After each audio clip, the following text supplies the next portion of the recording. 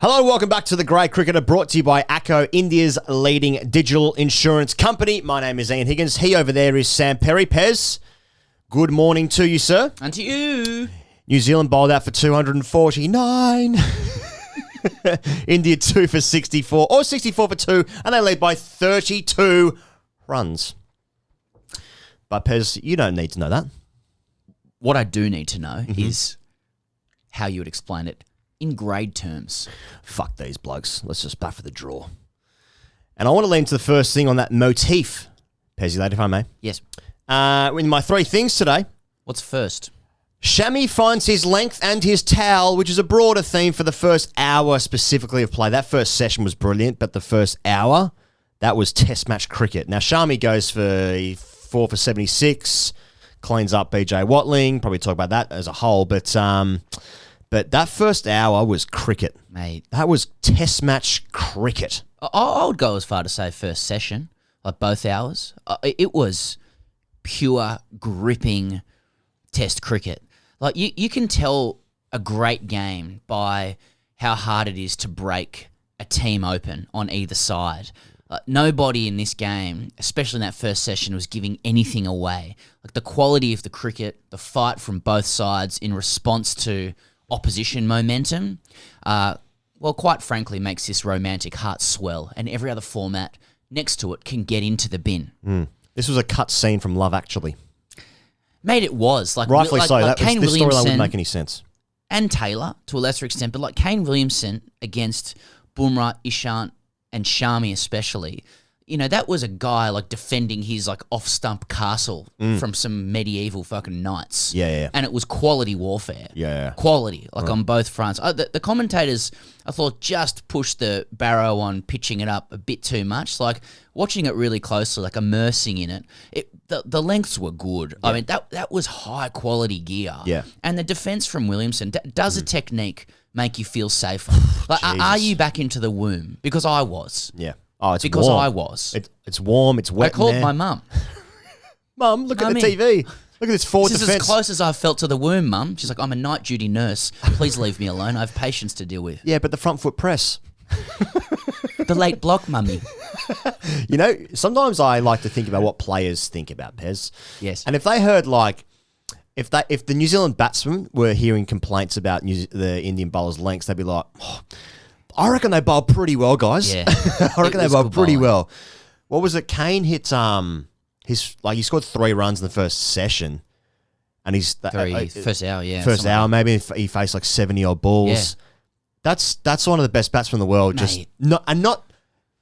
He wasn't out of form. It's not like he couldn't get off the that. square. He played well. He was Like, batting well. His only options were like if a ball straight to leg stump and he can get it down leg side. I mean, Exactly. you look at the highlights of the day, Yeah. and where Kane scored his runs, mostly through fine leg, just the odd stray ball which got into leg stump. Apart And from how that, often do you no see- freebies. Fuck. When the bowling is so well concentrated on off bail or just outside, when they do go straight, so often you see the batter miss down leg side because they're so focused on managing that area there as well. It's like a bit of a surprise to them. He ends up getting a few away. I thought Williamson batted brilliantly and like taking a bit of that time out of the game, defending resolutely. Like, I mean, that was tantric for me. Like, and from both sides, I thought India bowled really well, especially Shami. You know, like those shoulder boulders were just like rolling like pistons on a steam locomotive. You know, it was. That's nice. I like it. And but we were texting, as is our want. Don't say that. Just be very careful what you reveal here. I will actually. Let me try that again. We were communicating, and I love you too. I love you too. Do you want a kiss?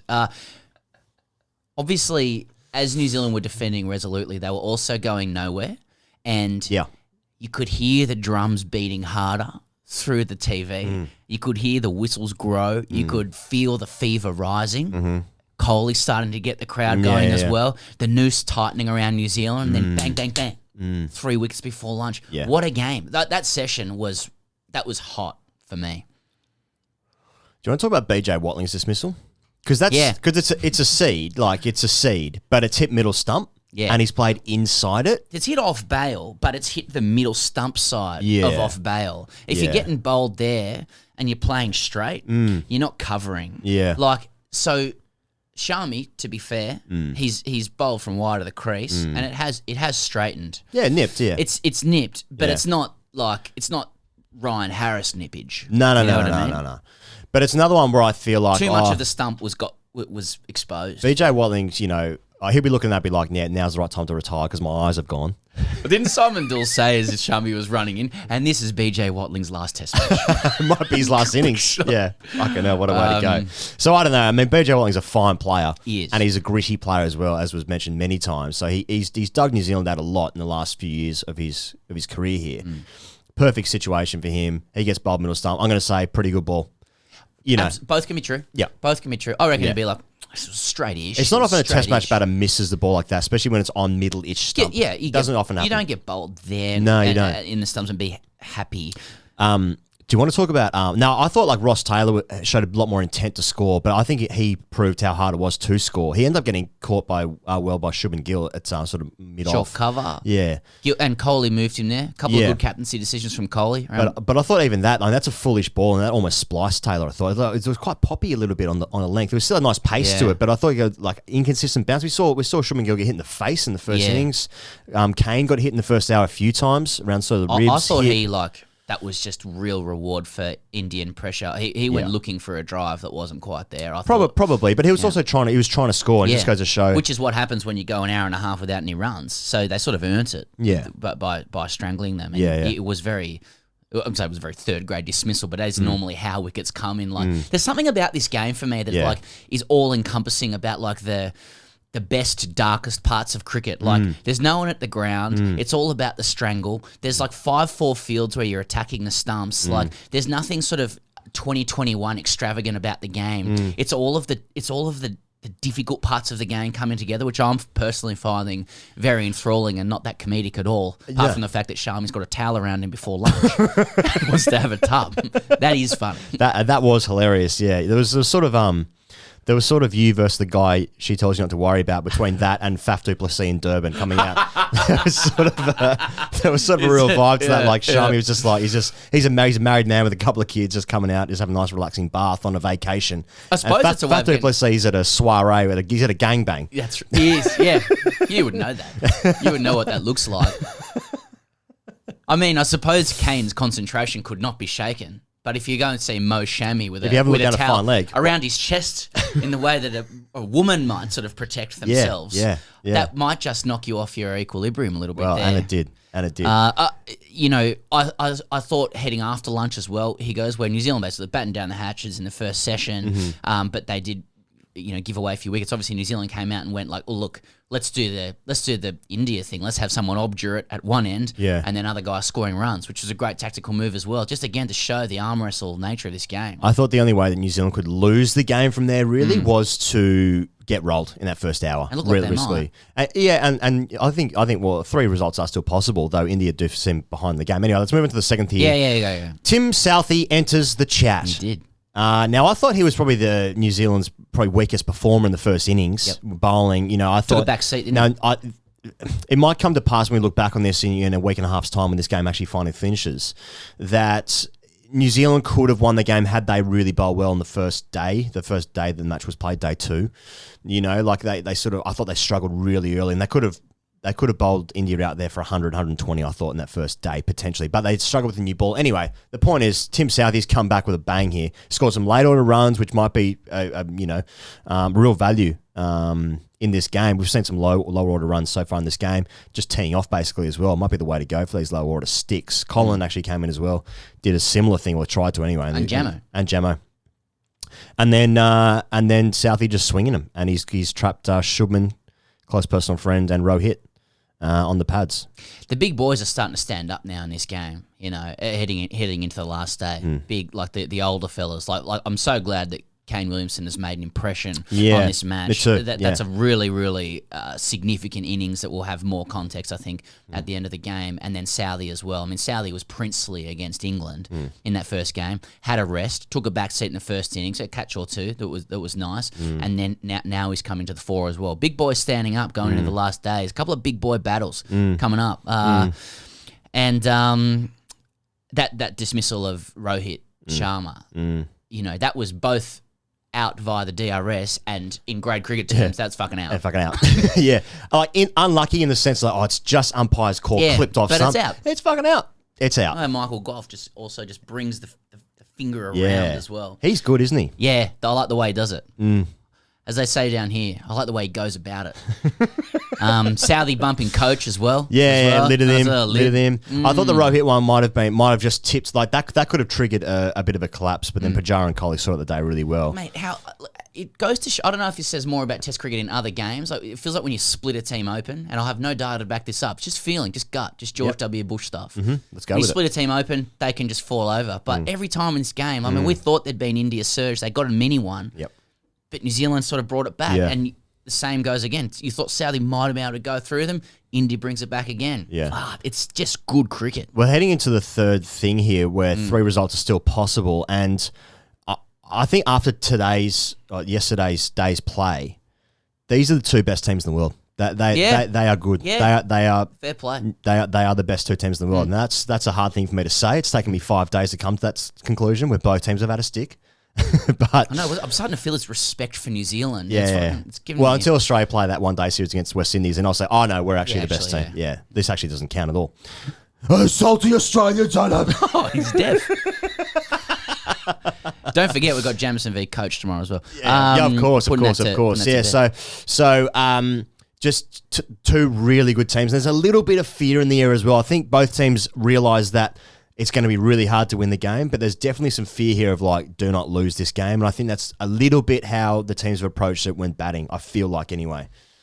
Big captaincy day tomorrow, I think. I mean, it's such a cliche and you're going to hear it 1,000 times, but like, who is going to be prepared to lose to win? You can go through every scenario possible.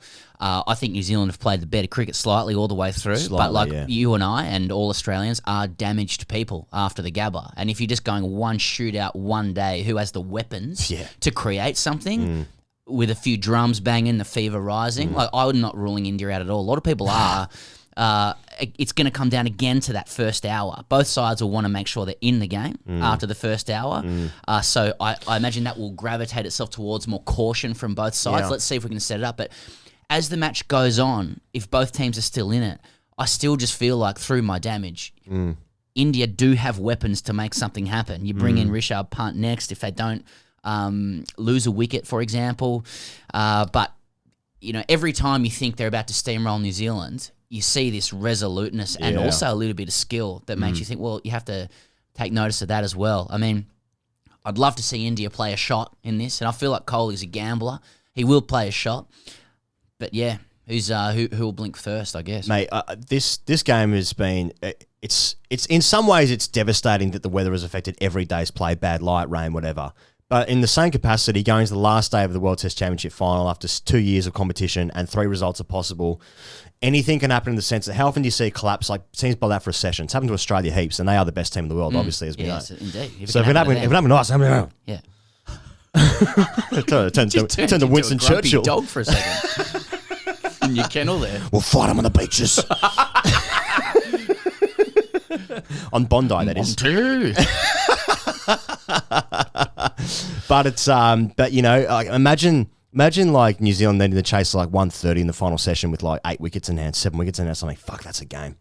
We've got a game of cricket here, man. I think we've got a game of cricket. Draws the likely scenario. That's of my course. team. That's my team. But yeah, will fortune favour the brave? It's worth tuning in. I've just enjoyed this game so much for all of the cricketness, the more subtle parts of the game and the parts of the game that we don't kind of put in lights as much anymore. And I don't know, that includes the rain. It includes the ridiculousness of over rates. It includes where they've put it. Like everything that's fucking weird and non-capitalist or 21st century about cricket has kind of made it beautiful. And like the game, Mother Cricket might just have a twist in it as well. Very interesting to see what happens in the PSL this year. Hashtag Ask TGC brought to you by Acco Pairs. Let's get into a bit of darkness here. Sam Mitchell gave us an email. He said, get down on your knees, Trent, inverted commas. Southie's scared. Why are you so shit, Southie? Has this guy in the Southampton crowd been to the grey cricketer school of sledging? First of all, fucking cool thy jets, Sam. Cool thy jets, yeah. That is some anyone who yells stuff out at players, which is grim like that, is a fucking down on your knees. Dopey fucking cunt. I'm sorry. Yeah. It's an embarrassment. It's park stuff. Now, there's obviously been reports that have come out where 2 people were ejected from the ground yesterday for racially vilifying Ross Taylor. Oh, Yeah, I believe it was Ross Taylor. God damn it. Fucking grim stuff, eh? You could hear these guys Yeah. like yelling out. And you can actually occasionally hear like the commentators chat between themselves in between overs and apologise if one jumped over the other as well. Right. So there's something about the audio there. I mean, there's some really grim stuff in the thing that things that Sam's listed, and then following from what you've said as well. That's disgraceful. But it just underscores that even at the uppermost part of Test cricket, like the zenith of the game. No one's ever reached a high level of the game. There's still a suburban atmosphere to it. And like, I'm just thinking about someone like Trent Bolt, dreaming of reaching the very top in cricket, about to make himself a hero to his nation. He's on Hillary's step. He's on the summit. World Test Championship final against India. Like, stuff dreams are made of. Fuck yeah. Going to bed when he's 10 and still in that dream, he's still got some bloke saying, "Get down on your knees, Trent," when he's reached the top of the game. Yeah. I'm not saying that's cricket. That particular line is not really cricket, but like, sadly, someone else was yelling out. Someone else was like, "Kane, you're not cool enough to have a beard." I mean, fucking...